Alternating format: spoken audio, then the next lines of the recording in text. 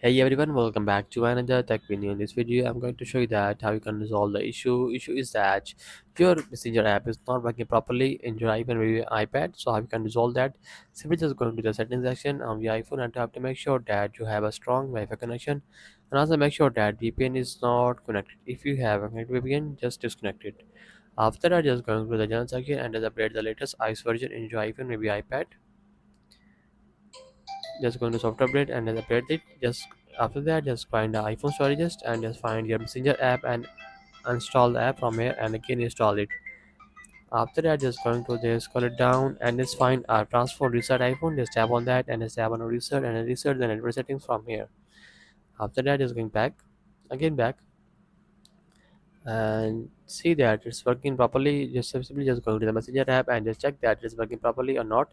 If it is working properly, just simply just use it, and if it's not working properly, simply just have to just uninstall the app and again download from the app store. So that is the video.